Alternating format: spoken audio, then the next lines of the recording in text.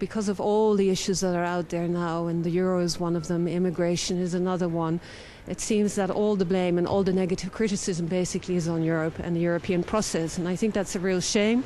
And I would like to know why it seems that nobody seems to be able to do a better job at marketing what Europe has achieved in a better way.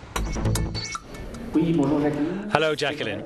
It's true that the institutions of the European Union have found it difficult to publicise the success the EU has had beyond the traditional peaceful relations between France and Germany.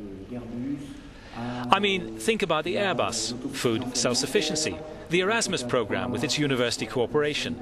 So this isn't a new problem. In fact, it's linked, in my view, to a number of things that are very difficult to resolve. In particular, we have huge institutional complexities. It's very difficult for a layperson to navigate between the European Parliament, the European Commission, the EU Council and European Council. Then there is a democratic deficit that's been growing since the failure of the proposed European Constitutional Treaty in 2005. And that raises a number of problems, particularly in countries like France or Hungary, for example, where you have extremely powerful sovereignist movements.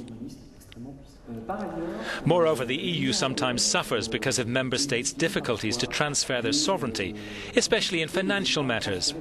And you should know the European Union's budget is very low. It's only 1% of the EU's GDP as a whole, which is relatively small compared to a country like the USA. There are also some other important things to note. Often member states exploit the difficulties they face with their own internal policies, and so they then make them the problem of the European Union. More importantly, I think the EU is struggling to choose its model. It has systematically hesitated for 40 years between an intergovernmental model on one side and a federalist model on the other. This raises problems concerning the nature of the decisions that are made and how they should be taken.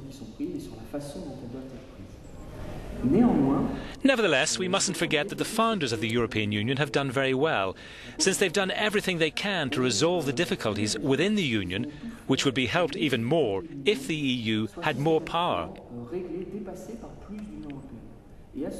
And as such, I'm not sure the media coverage of the EU's successes would be a good thing. In fact, it could have a negative effect.